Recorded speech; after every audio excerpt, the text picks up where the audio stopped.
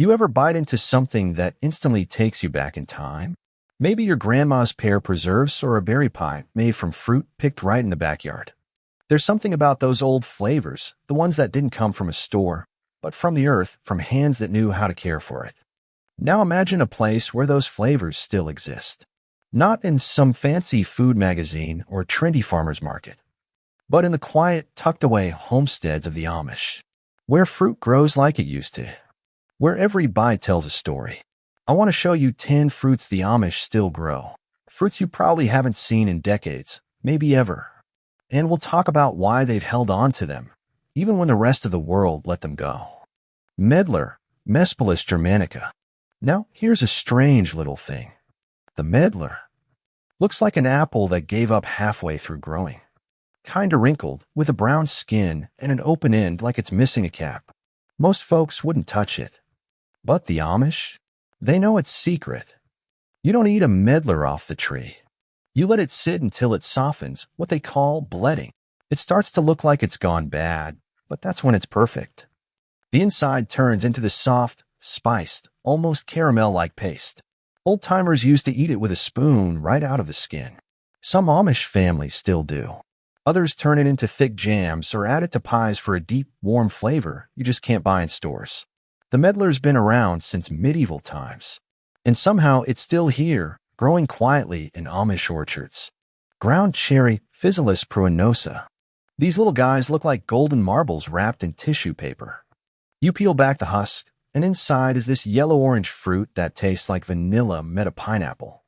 Ground cherries used to be a staple in home gardens, but they disappeared from most kitchens. Too fragile to ship, too unfamiliar for big stores.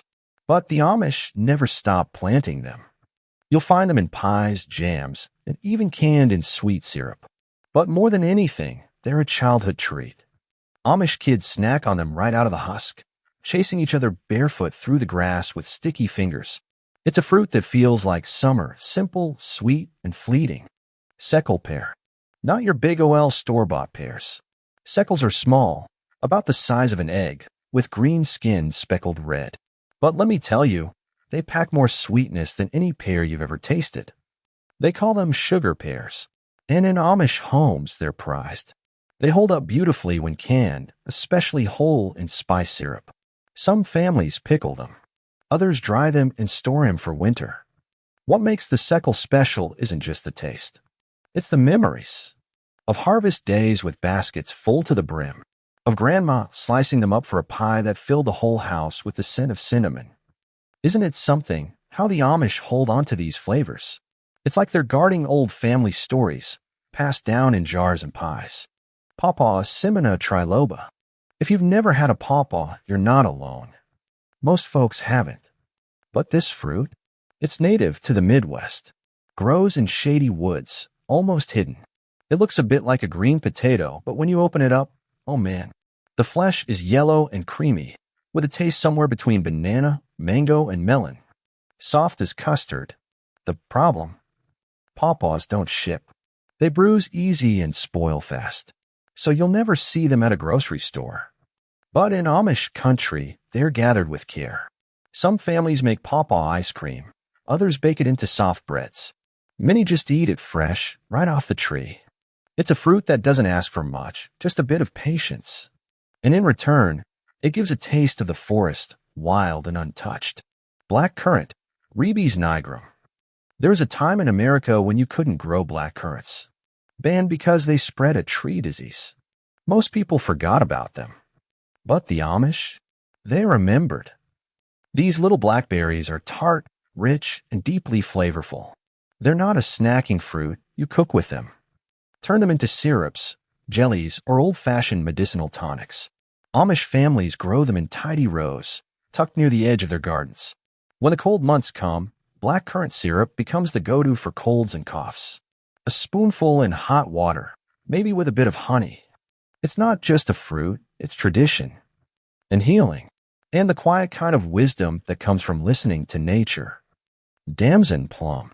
The damson isn't a fruit that tries to impress. It's small, oval, and deep blue, almost black. And it's tart. Really tart. Not something you bite into unless you're ready. But cook it down with a bit of sugar, and it becomes magic. Thick, dark purple plum butter that spreads like velvet on warm bread. The Amish love damsons because they're hardy. The trees produce year after year with little fuss. And the fruit keeps well in preserves, turning simple meals into something special. You'll find rows of mason jars lined up in pantries, filled with damson jam, each one sealed with a story. Sometimes it feels like these old fruits are ghosts of another time. But the Amish never let them fade. They carry them forward, one season at a time. Quince, Sidonia oblonga. Ever seen a fruit that smells better than a bouquet of flowers? That's the quince. Looks like a misshapen pear, hard as a rock when raw. But once you cook it, it turns this beautiful pink and fills the house with the scent of roses and honey. The Amish use quince mostly for jelly. It's full of natural pectin, so it sets perfectly. And the taste? Tart, fragrant, and unlike anything else. It's an old fruit, one you'd find in pioneer homesteads. And for many Amish women, making quince jelly is a fall tradition. A ritual of sorts. The kind of thing you do with your daughters, teaching them by doing, not by talking. Mulberry. Now, here's one you might know, but haven't thought about in a while. Mulberries grow wild. The trees pop up in backyards, along fences, in forgotten corners. The Amish don't forget. When the berries ripen, they come fast and fall hard. Kids gather them in aprons. Mothers turn them into pies, syrups, and sometimes even wine. They're soft, sweet, and incredibly messy. But that's part of the fun. The mulberry doesn't care about appearances.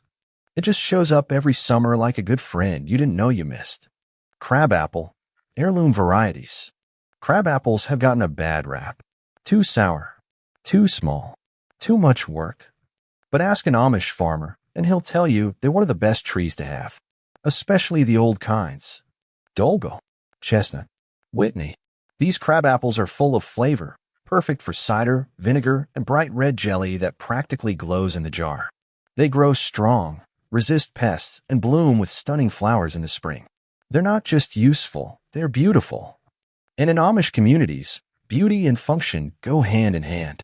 Every fruit we've talked about so far, it's not just about taste. It's about how it fits into a life that's slower, simpler, and rooted in the seasons. Elderberry, Sambucus nigra. Last but never least, the elderberry. Grows in clusters, dark and almost black, drooping from big, bushy plants. Raw, they're too tart. But when cooked, they're medicine. Elderberry syrup is a winter staple, taken by the spoonful. Mixed into tea, added to pancakes. The Amish grow them because they trust them. Because the old ways worked.